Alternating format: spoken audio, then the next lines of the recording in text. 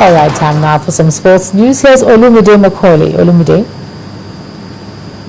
Thank you, Gemma. Hello and welcome to Sports News. We start with football, and German side Borussia Dortmund put itself in pole position for a place in the quarterfinal of the UEFA Champions League with a superb 4-2 victory away over Russian league leader Zenit St. Petersburg. Two quick goals in the first 5 minutes from Enrique Mkhitaryan and Marco Reus made life difficult for the hosts. And in their match, Manchester United lost 2-0 to Olympiacos. Zenit are falling apart in the opening fight.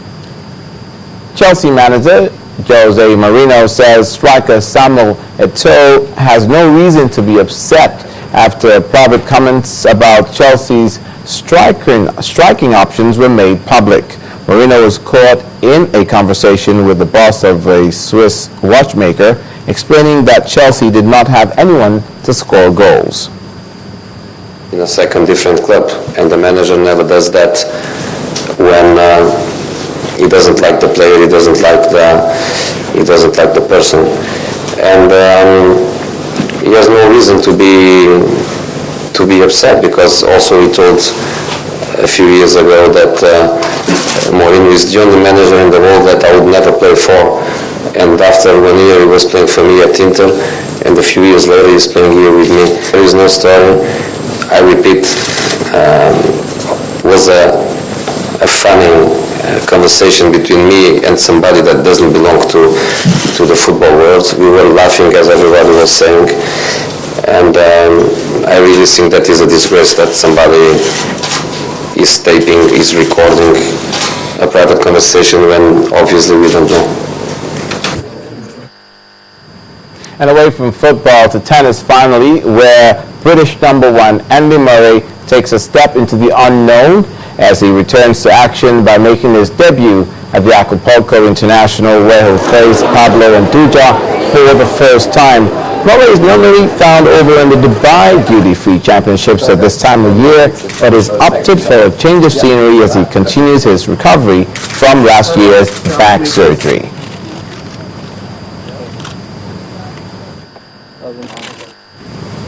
That's it on Sports News. The News at 10 continues with Ike Mayata just now.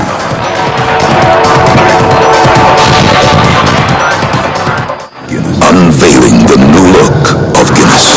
Discover a colorful world of more. Well, we shift focus from sports to update you on the situation in Ukraine, where Parliament has now voted strongly in favor of trying ousted President Viktor Yanukovych at the International Criminal Court. Here's Cynthia Are with more. Yes, indeed, that's the latest in the Ukraine crisis, and the ICC is a court of last resort and will only try a case if the country concerned is genuinely unwilling or unable to do so. Russia is also cross at the changes, and Foreign Minister Sergei Lavrov has said Moscow will not intervene. Plus, a day after the Ugandan president signed an anti-gay bill into law, a Ugandan tabloid has named the country's 200 top homosexuals. Brad Pepper's list appeared under the headline Exposed, thus raising concerns of a witch hunt against gay people. Homosexual acts were already illegal in Uganda, but the new law bans the promotion of homosexuality and covers lesbians for the first time. Then, a South African judge has ruled that the trial of athlete Oscar Pistorius can be partially televised.